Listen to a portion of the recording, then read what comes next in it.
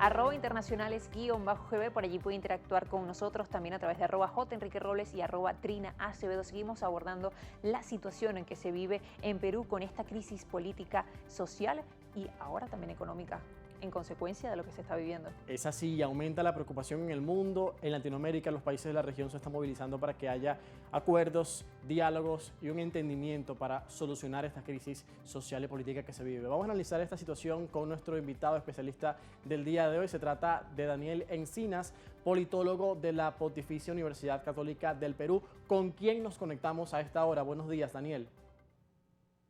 Muy buenos días, muchas gracias por la invitación. Gracias por acompañarnos y atendernos acá en Noticias Globovisión Internacionales. En primer lugar, ya conocemos los efectos de toda esta crisis, lo que ha dejado hasta el momento en estas 7 semanas, pero el día de hoy el Congreso tiene previsto debatir si existe la posibilidad de un adelanto de elecciones. Ya se había hecho anteriormente, pero se rechazó desafortunadamente para el pedido de los manifestantes. Quisiéramos saber si hay probabilidades reales de que esto pueda darse, de que haya un adelanto real de elecciones para este año y si esto calmaría los ánimos en las calles.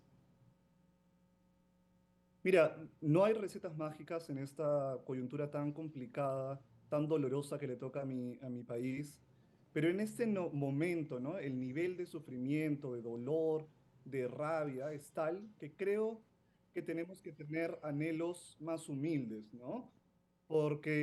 Y lo que me refiero es que necesitamos una pausa al menos a esta debacle nacional y el mecanismo me parece que va a ser efectivamente el adelanto de elecciones generales lo antes posible. Es lo que la mayoría de la población quiere. Solamente 5% de la población quieren que culminen su mandato el Congreso y la presidencia. Y entonces creo que eso es lo que nos puede ayudar, por lo menos a una pausa. Esto no va a resolver problemas de fondo, ¿no?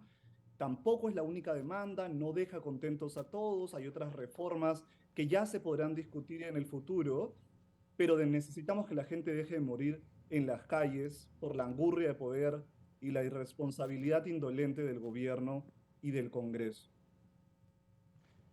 Daniel, quisiéramos saber también de qué se tratarían estas dos propuestas que implementaría de manera urgente el Ejecutivo de Dina Boluarte y, bueno, quizás saber cuáles podrían ser, por ejemplo, las reacciones de la población de acuerdo a lo que ella podría o no implementar. Mira, hay varias propuestas que se han discutido y todas están alrededor de decidir qué es lo que se tiene que hacer en este momento. Y yo creo que lo importante es buscar mínimos comunes. Como decía, hay muchas propuestas que van por un lado de maximalismo, ¿no? Con un maximalismo que parece propio de mentalidades absurdas de la Guerra Fría, ¿no? Que se están enfrentando izquierdas y derechas y que son grupos que no están asumiendo realmente su precariedad, ¿no? Cada bando es bastante precario, ¿no? Esta situación no aguanta en las calles y entonces la derecha y la extrema derecha no puede pretender que se gobierne así el Perú. Y la izquierda quiere que haya, que se incluya una asamblea constituyente en este momento, ¿no? El problema es que eso nos entrampa porque no tienen los escaños necesarios para aprobarlo. Busquemos mínimos comunes en el Perú. ¿No? Y en este momento creo que ese mínimo común es el respeto por la vida, ¿no? Y por eso decía, elecciones generales, presidenciales y congresales este año, eh, eso es lo fundamental, ¿no? Y ojalá que se avance en ese sentido, pero lamentablemente estamos viendo desde hace muchos días y hace muchas semanas unos maximalismos que no permiten llegar a este mínimo común y que hacen que la Defensoría del Pueblo en este momento haya sacado un comunicado donde dice que en Perú se ha perdido sensibilidad para apreciar la vida y tiene razón, ¿no? ¿Y por qué se dan esos maximalismos? ¿Por qué el Congreso ha obstaculizado estas propuestas de adelantar las elecciones si más bien irían en pro de que se calme la tensión que hay en las calles y que puedan ser vistas o puestas de manifiesto esas necesidades que pide la gente, que haya estabilidad política y que renuncie la presidenta que está en el cargo? Y ese es un buen punto. La presidenta también tiene ella la posibilidad de renunciar y según los constitucionalistas más respetados, por lo menos, mencionan que lo que sucedería luego de eso es unas elecciones generales, presidenciales y congresales. Y las razones son diversas, como decía, ¿no? Algunos están muy cómodos con la situación, les parece bien lo que está sucediendo. Es más, hay congresistas que han pedido abiertamente más represión o que quieren hacer otro tipo de cambios que irían en contra de libertades básicas del Perú, hay que decirlo. Hay otros que no quieren avanzar o no quieren aprobar ese tipo de adelanto porque quieren la Asamblea Constituyente, ¿no? Pero en el fondo, a pesar de estas matices, estas diferencias, lo que vemos en realidad es que el Perú no tiene políticos de verdad que estén representando democráticamente a la población, ¿no? Lo que tenemos son personas que son muy novatas, que han entrado en la política y que yo los caracterizaría en, entre radicales y oportunistas que han prácticamente secuestrado la política peruana y que no nos permiten avanzar, ¿no? Ni siquiera, digamos, avanzar hacia reformas, sino simplemente parar, dejar de agravar la crisis.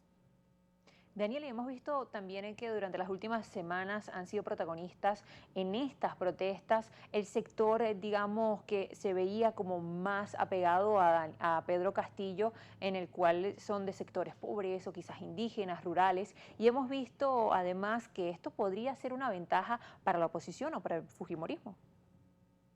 Esto podría ser ¿me podría repetir la pregunta? ¿Podría ser para el fujimorismo? Para la oposición peruana, pues hemos visto también algunas propuestas por parte del partido aliado de Fujimori, por ejemplo.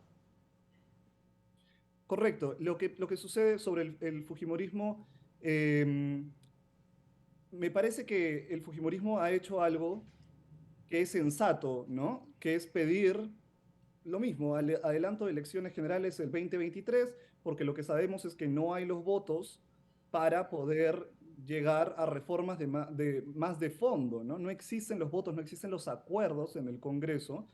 Y claro, yo sé, todos sabemos que hay un interés político detrás, ¿no? El interés político es que el Fujimorismo quizá es el único partido medianamente organizado dentro de su debilidad en el Perú y que en las últimas tres elecciones ha llegado a la segunda vuelta electoral. Seguramente ellos están apostando por ese camino, ¿no? Dentro de un mar de fragmentación y debilidad, pues el Fujimorismo quizá es el único partido que tiene una base más o menos segura, ¿no? Pero creo que eso ya no es relevante. ¿Por qué lo hacen, no? Me parece que ha quedado claro que ese es el camino que se tiene que seguir, ¿no?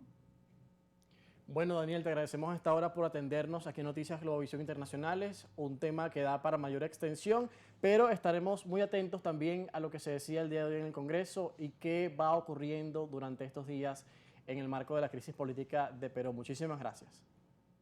Muchísimas gracias y si me permiten mencionar que hay que estar atentos al Congreso y también lo que está haciendo la presidenta, ¿no? Que en mi opinión es una represión muy dura y un rumbo autoritario que preocupa muchísimo. Gracias por la oportunidad.